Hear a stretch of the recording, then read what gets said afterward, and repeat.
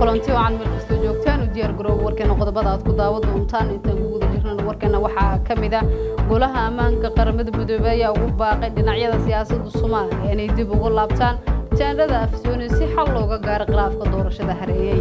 dawladda qadarna waxa ay beenisay shakhsiyaad gaar ah oo ka tirsan dawladda Soomaaliya ay siisay lacag saraakiil iyo hogaamiyaal ka tirsan ururka Al-Shabaab ayaa lagu dilay duqeyn ka dhacday deegaanada Shabeellada Hoose kadib muddo baarlamaanku uu sameeyay hay'adaha dawladda ayaa la kala diray guddiga doorashada xalinta khilaafaadka wafdi uu hogaaminayo wasiirka wasaaradda gargaarka iyo maareynta masiibooyinka ayaa gaaray magaalada Baydhabo madaxweynaha maamulka koonfur galbeed Soomaaliya waxa uu shir gudoomiyay shirka amniga maamulkaasi qodobada dibadda aan ku daawad doonta warkeenana waxa kamid ah sargaal gabar madow ah ku dilay magaalada Ohio ee cariga dalka Mareykanka inta daawateen waxa ay qodobadii ugu door corona warkeen imikana u diyaar garooba inta daawateen oo faahfaahsan golaha qaramada midoobay ayaa ugu baaqay dhinacyada siyaasadda Soomaaliya inay dib ugu laabtaan taandada afsoon si xal looga gaaro khilaafka hareeyay siyaasadda Soomaaliya qodobkan waxa inoo eegaya wariyahana Yuusuf Maxamed Axmed xubnaha golaha ammaanka ee qaramada midoobay ayaa shir gaar ah waxa ay ka yeesheen xaaladda adag ee Soomaaliya gaar ahaan ismarwaaga doorashooyinka dalka iyo fashilka ku yimid wadahadaladii ka socday taandada afsoon ee magaalada Muqdisho kulankan oo ahaa mid albaabada ay u xirnaayeen ayaa waxa marka hore warbixin looga dhageystay ergeyga qaramada midoobay oo qaabilsan arrimaha Soomaaliya James Swan kadib golaha ayaa ka hadlay xaaladahan soo kordhay ee khilaafka siyaasadeed ee dalka ka jira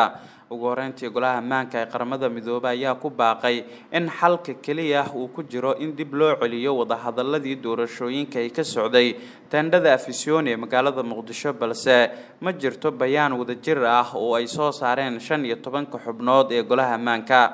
dariiqa kaliya ee u furan Soomaaliya waa in dib loo bilaabaa wadahadaladii doorashooyinka ee ku saleysnaa heshiiskii 17 September ayaa lagu yiri qoraal ka soo baxay ergeyga Norway ee golaha ammaanka sidoo kale safiirka India ee qaramada midoobay ayaa dhankiisa qoraal kooban uu soo saaray kaga hadlay arrimaha Soomaaliya isagoo soo bandhigay ilaa 4 qodob oo ay ka mid yihiin kow in dawladda federaalka iyo maamul goboleedyada ku laabtaan madasha wada hadalka labo in hirgelinta heshiiskii 17 September iyo soo jeedinta gudidii farsamada ee Baydhabo saddex in caqabadaha siyaasaddu ay dhiirigelinayaan Al-Shabaab iyo kooxaha kale ee argagixisada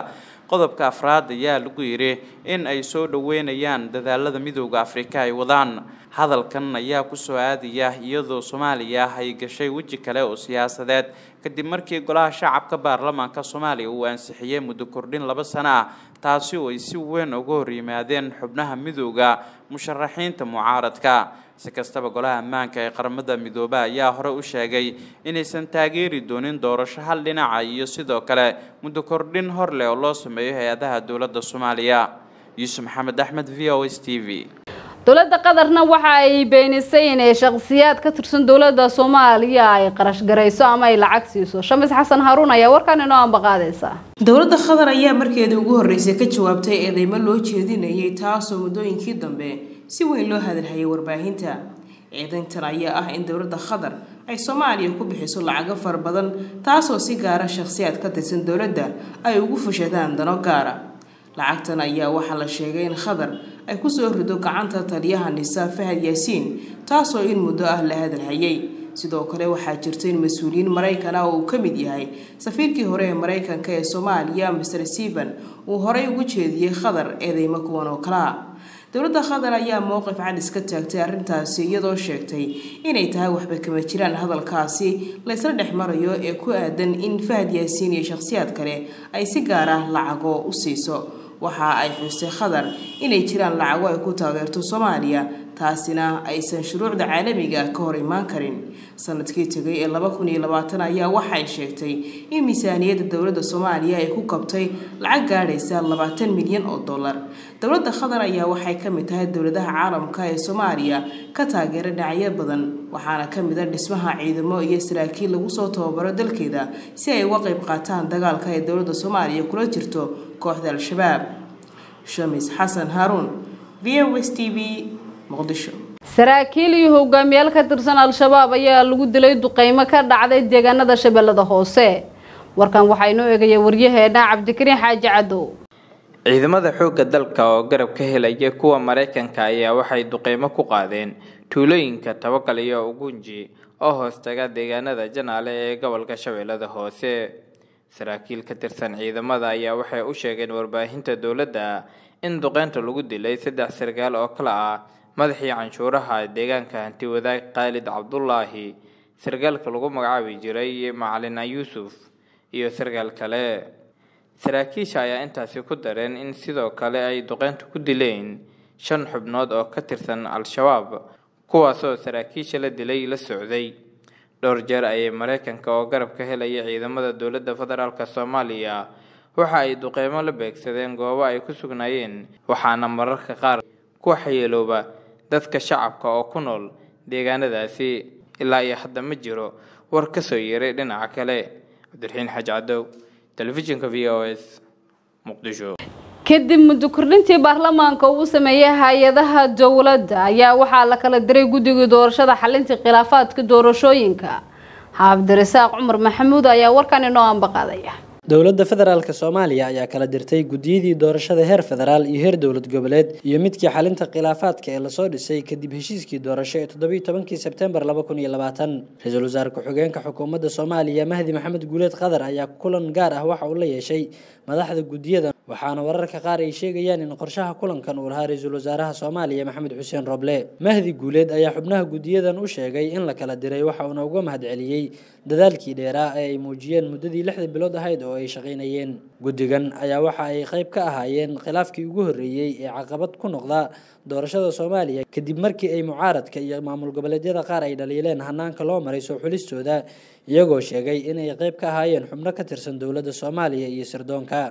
gudiyada doorashada heer federaal iyo heer dowlad goboleed ee la kala diray ayaa waxa ay ka kala socdeen dawladda dhexe ee federaalka ah ee Soomaaliya iyo maamulada kale ah Galmudug, Hirshabeelle, Koonfur Galbeed iyo maamulka gobolka Banaadir. xildhibaanada golaha shacabka baarlamaanka Soomaaliya ayaa dhawaan waxa ay ilaaleen heshiiskii doorasho ee 17 Sebtembar 2020 kadib markii sida ay sheegeen ay madaxda qaar ee dowlad goboleedyada dalka iyo hoggaanka dawladda dhexe ay ku heshiin waayeen ama ay ku kala aragti doonaadeen hirgelinta heshiiskii doorasho ee 17 Sebtembar iyo sidoo kale isfahamkii gudiyada doorasho ee maamulada ee 16 Febraayo 2021 lagu gaaray magaalada Beedhabo, waxayna dib u soo celiyeen guddigii doorashada ee Xaliimo Yarey, taasi oo macnaheedu yahay in guddigan ay hawshooda halka ku soo gabagabowday. Cabdirasaaq Cumar,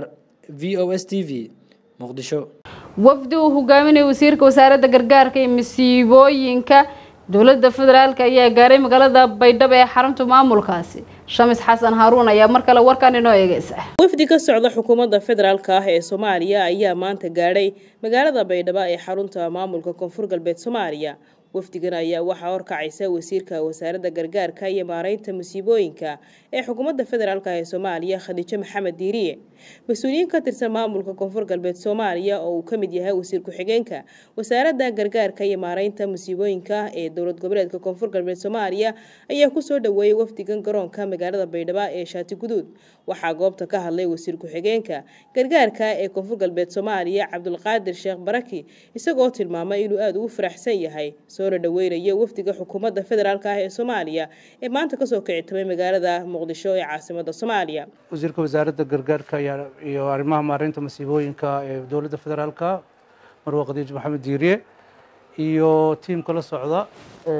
kala duwan iyo agaasimaha guud ee madaxtooyada iyo saraakiisha madaxtooyada, waxaan idinku salaamay salaanta salaamka. Assalaamu calaykum waraxmatullaahi wabarakaatuh. Ramadaan mubaarak. mudane wasiir, farxad ay noo tahay inaan maanta kugu soo dhaweyno magaalada Baydhabo aad si fiican u taqaanid oo weli aad ku soo aaday maalmo roob oo qabow aad u qurux badan. insha Allah rajaynayno meel badan oo magaalada lagu soo tusi doono iyadoo aad u qurux badan. marka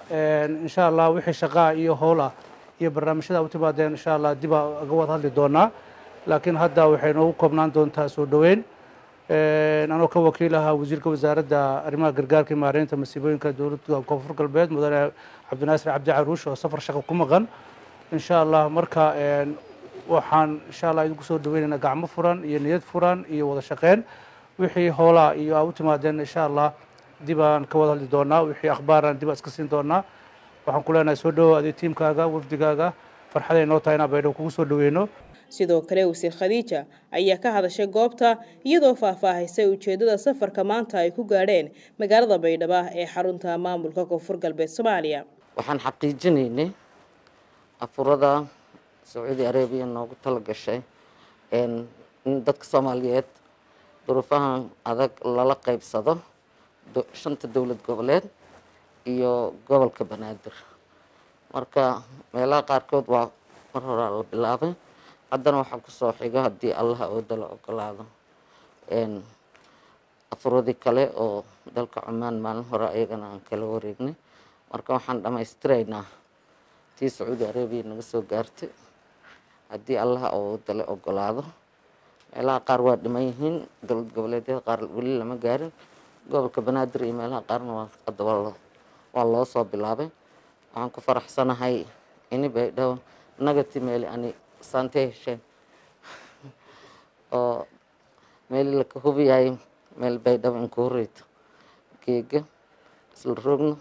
sheekaysadaan. Shamis Xasan Harun, VOS TV, Muqdisho. hoobiyaal geystay khasaare iskugu jira dhimasho iyo dhaawac ayaa waxa ay ku soo dhaceen